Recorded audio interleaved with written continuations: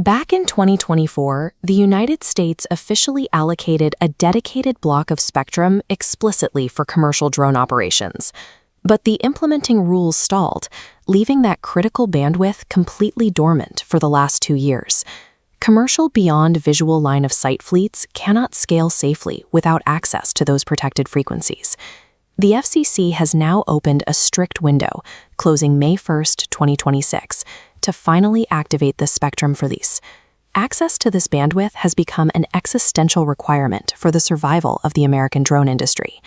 FCC Public Notice DA26314, titled Unleashing American Drone Dominance, addresses this infrastructure gap. It was issued by the Wireless Telecommunications Bureau and the Office of Engineering and Technology. This proceeding serves as the direct implementation of 2 June 2025 executive orders focused on airspace sovereignty. The notice covers 6 policy areas, ranging from experimental testbeds to market investment incentives. Regulatory momentum is already building, with a 68% increase in experimental UAS licenses since January 2025. Under Chairman Brendan Carr, the FCC has issued its first-ever Counter-UAS experimental approvals to support the administration's drone strategy. DA 26314 provides the physical policy architecture required to execute that national strategy. This diagram shows commercial drones relying on the 2.4 and 5.8 GHz unlicensed bands, frequencies used by standard Wi-Fi routers. These bands offer zero interference protection from surrounding smartphones or local networks. High levels of interference can degrade or sever the telemetry connection. Safety-critical detect and avoid systems under FAA Part 108 require consistent low-latency telemetry that these shared bands cannot guarantee. The notice proposes activating the 5040 to 5050 MHz spectrum block to solve this.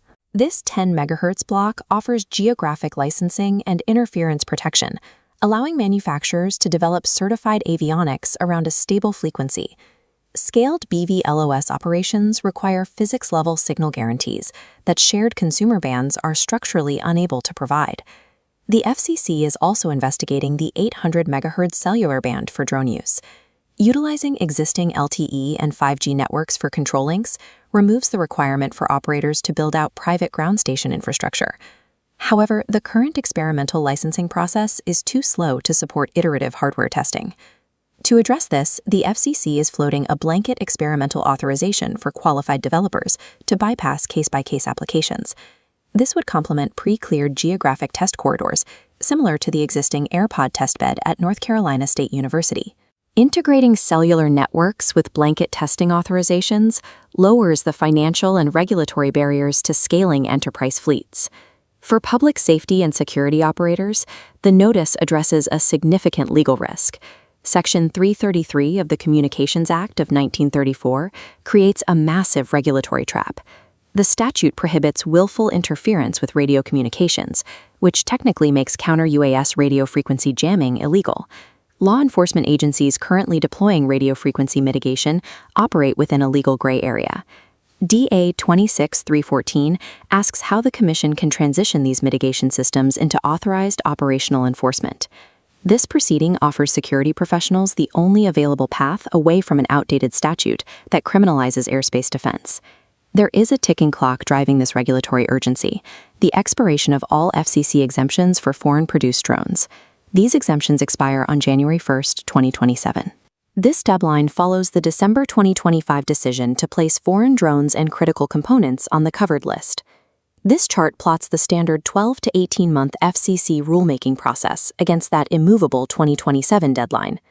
If the new spectrum rules are not active before the exemptions expire, operators will face a gap in legally permissible hardware.